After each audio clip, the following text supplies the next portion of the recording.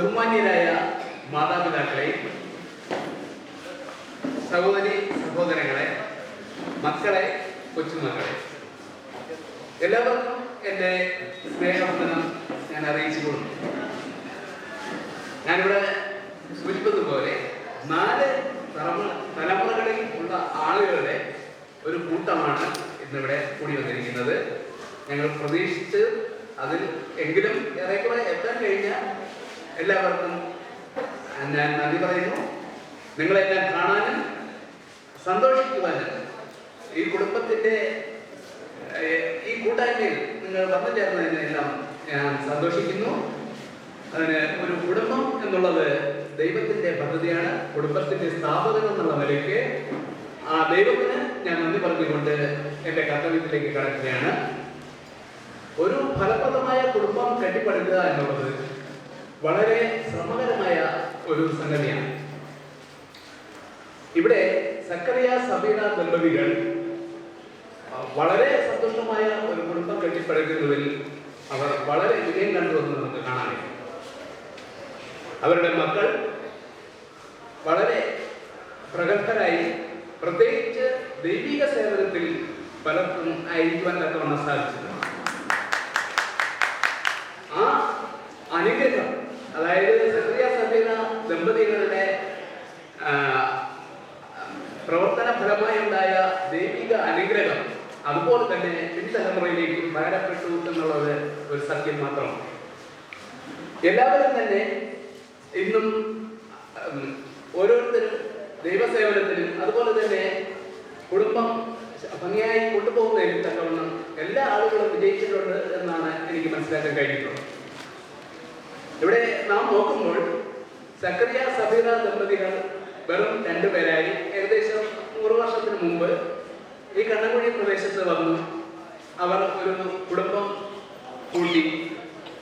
അതിൽ അവർക്ക് 11 മക്കളാണ് ഉണ്ടായിരുന്നത്.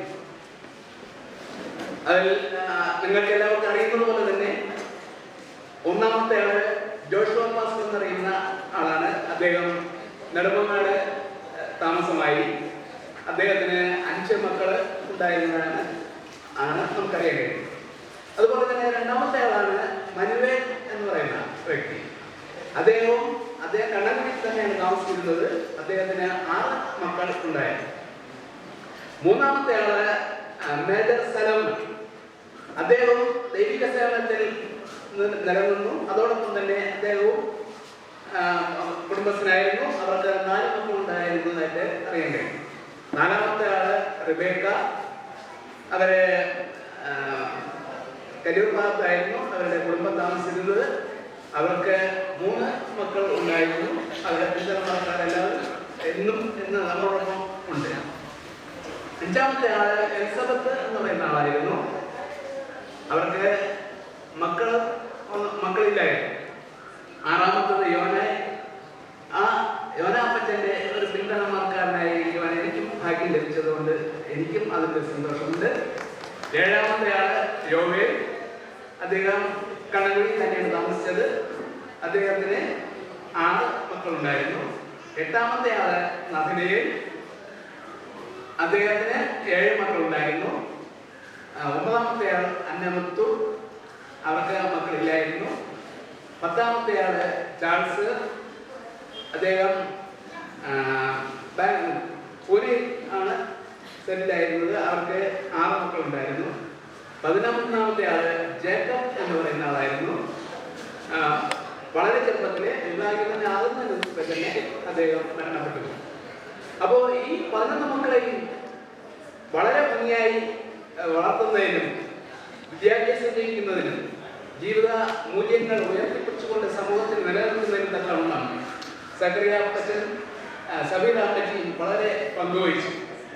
അതുപോലെ തന്നെ അവർ സഭാപരമായി ചിന്തിക്കുമ്പോൾ ഈ കാക്കാമല പ്രദേശത്ത് ആളുകൾക്ക് ഒരു ആലയം ലഭ്യമാക്കുന്നതിന് തക്കവണ്ണം അവർ വളരെ പ്രയത്നിച്ചു. അവർ കണ്ണൻകുഴി പ്രദേശത്ത് തന്നെ സാൽവേഷൻ ആർമിയുടെ ഒരു സഭ സ്ഥാപിക്കുകയും പിന്നീട് ഇപ്പോൾ ആ സഭ സ്ഥിതി ചെയ്യുന്ന സ്ഥലത്തേക്ക് മാറുകയും ചെയ്തു. ആ സഭയുടെ പ്രഥമ സുബേദാർ എന്നുള്ള പദവിയും സക്രിയപ്പച്ചൻ വളരെ കൃത്യർത്ഥമായ പ്രവർത്തനങ്ങൾ കാഴ്ചവെച്ചു എന്ന് നമുക്കറിയാൻ കഴിയും.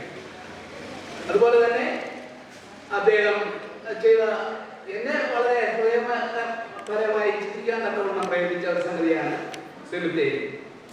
ഇന്ന് പല ആളുകളും ശവമടക്കുന്നതിന് വളരെ ബുദ്ധിമുട്ട് അനുഭവിക്കുന്ന ഒരു കാലത്ത് അദ്ദേഹം വളരെ ദീർഘവീക്ഷണത്തോടു കൂടി കുടുംബാംഗങ്ങളെ എല്ലാവർക്കും വേണ്ടി ഒരു പൊതുവായ ഒരു ശവ സംസ്കാര സ്ഥലം അദ്ദേഹം നീക്കിവെച്ചു.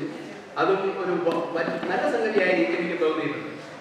അതുപോലെ തന്നെ സാമൂഹികമായി നമ്മൾ ചിന്തിക്കുകയാണെങ്കിൽ അദ്ദേഹം ഈ പ്രദേശത്തുള്ള എല്ലാ ആളുകളെയും ഒരു കുടുംബത്തെ ആളുകളെന്ന പോലെ തന്നെ കാണുകയുണ്ടായി. കാരണം ഒരു കുടുംബത്തിൽ ഒരാൾ രോഗിയാണ് എന്നറിയാൻ ഞാൻ കേട്ടിട്ടുള്ളതാണ്.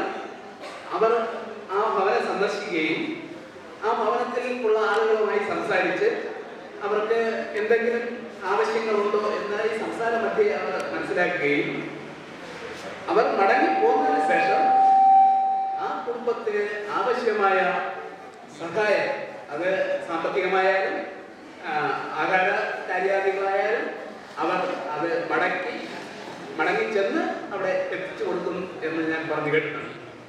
അതുപോലെ തന്നെ ചില ആളുകൾ എന്നോട് പറഞ്ഞിട്ടുണ്ടോ, നീ ഇതിന്റെ അപ്പനെ കണ്ടിട്ടുണ്ടോ? ഞാൻ പറഞ്ഞില്ല.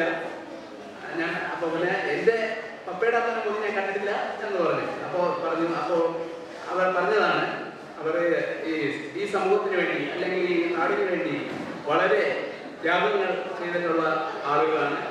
ചില താമസിക്കാൻ ഇടമില്ല എന്ന് പറഞ്ഞവർക്ക് പോലും താമസിക്കാനുള്ള സൗകര്യം, സ്ഥലം പോലും വിട്ടുകൊടുക്കുന്ന ഒരു സ്ഥിതി വിശേഷം അദ്ദേഹത്തിന് ഉണ്ടായിരുന്നു നമുക്ക് കാണാൻ കഴിയും. അതുപോലെ തന്നെ സാമ്പത്തികമായി സഹായിക്കാൻ കഴിയുന്ന എല്ലാവരെയും തന്നെ അവർ സഹായിച്ചിട്ടുണ്ട് എന്ന് അറിയാം. അപ്പോൾ